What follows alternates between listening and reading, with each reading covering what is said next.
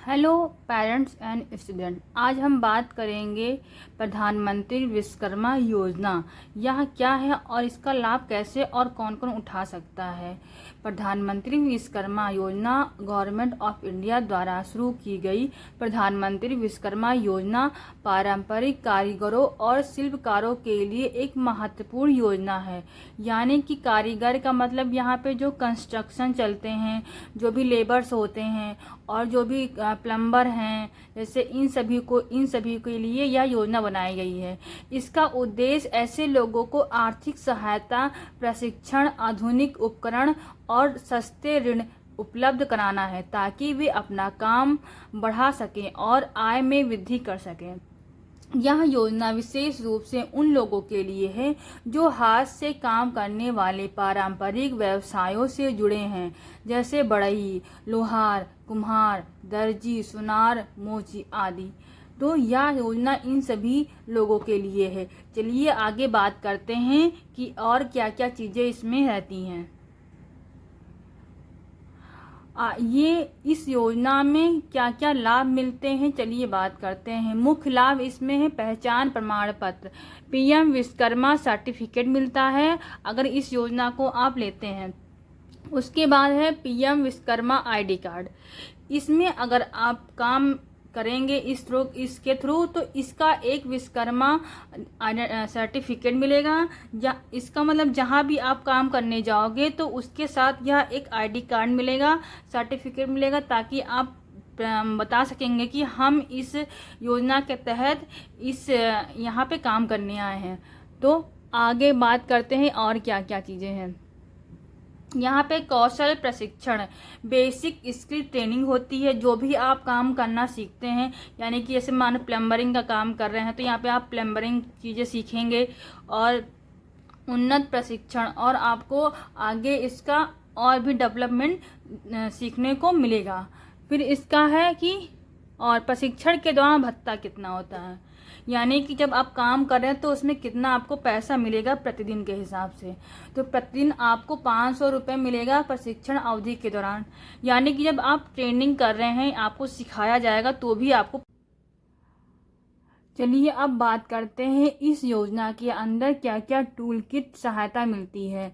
इसमें 15,000 तक का आपका वाउचर की सहायता मिलती है। यानी कि जब भी आप इसमें एग्रीमेंट मतलब एप्लीकेशन कराते हैं तो इसमें आपको 15,000 तक की टूल वाउचर मिल जाएगा, जिससे आप टूल्स सारे खरीद सकते हैं आसानी से। उसके बाद है आपको आसान ऋण सुविधा। यहाँ पे आपको मतलब एक आसान ऋण मिल सकता है। मतलब एक क्या है, प्रथम चरण में आपको 1 लाख रुपए तक आपका लोन मिल सकता है। द्वितीय चरण में आपको 2 लाख तक का मिल जाएगा और इस पे आपको 5% तक का ब्याज देना पड़ेगा। अगर आप चाहे आप 1 लाख रुपए लें या फिर 2 लाख रुपए, तो उसमें आपका 5% आपका ब्याज दर पड़ेगा। उसके बाद करते हैं डिजिटल लेन देन प्रोत्साहन क्या होगा। डिजिटल भुगतान अपनाने पर अतिरिक्त प्रोत्साहन मिल जाएगा।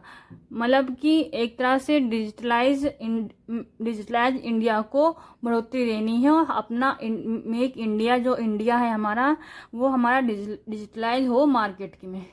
फिर क्या है, मार्केटिंग सहायता, उत्पादों की ब्रांडिंग और बाजार तक पहुंचाना। जो भी इसमें कुछ प्रोडक्ट भी मिलेंगे आपको, जो उन्हें आपको हर जगह ब्रांडिंग करनी पड़ेगी, उसे मार्केट तक, बाजार तक उसको पहुंचाना पड़ेगा। कौन कौन आवेदन कर सकता है, आइए अब बात करते हैं कि इसमें कौन कौन लोग आवेदन कर सकते हैं। तो निम्न पारंपरिक व्यवसायों से जुड़े कारीगर इस योजना का लाभ उठा सकते हैं। तो पहला है बढ़ई, यानी कि कारपेंटर।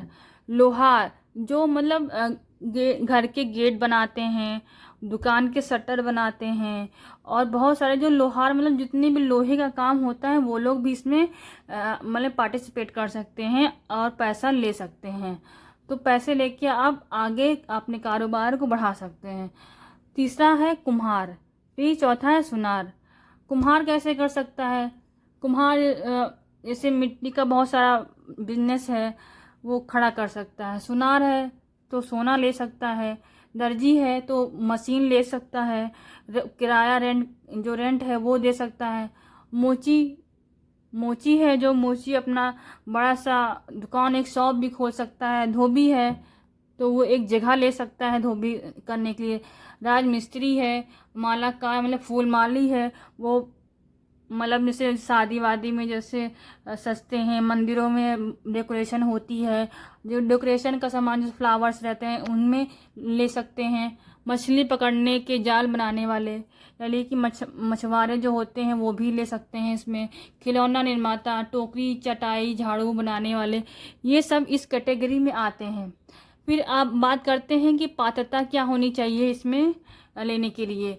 तो पहले तो यह मूल निवासी होना चाहिए भारत का मूल निवासी होना चाहिए और इसकी आयु कम से कम आपकी 18 वर्ष होनी चाहिए और पारंपरिक कारीगर या शिल्पकार में स्वयं कार्य करता हो, यानी कि कोई और नहीं। यानी जैसे कि कभी कभी कोई होता कोई और कार्य कर रहा है, लोन आप दूसरे पे अपने पे ले रहे हो, तो इस तरह से नहीं, आपको खुद काम करना आना चाहिए, किसी और को नहीं।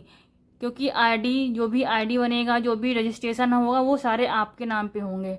फिर क्या है, एक परिवार से मान्यता एक ही सदस्य को पात्र होगा, यानी कि अगर एक परिवार में 4 सदस्य, 4 जेंट्स हैं या कहीं, तो नहीं होगा। एक परिवार में केवल एक ही को यह फैसिलिटी मिलेगी। तो आगे बात करते हैं इसमें दस्तावेज क्या क्या लगेंगे। दस्तावेज की बात करते हैं तो इसमें आधार कार्ड, जो भी रजिस्ट्रेशन करा रहा है उसका आधार कार्ड लगेगा, मोबाइल नंबर लगेगा, बैंक खाता लगेगा। बैंक खाता क्यों लगेगा, जो भी वो पैसे लेगा वो आएंगे उस खाते में। पासपोर्ट साइज फ़ोटो लगेगी और राशन कार्ड यदि मांगा जाए तो। ये आवेदन की जो प्रक्रिया है वो नज़दीकी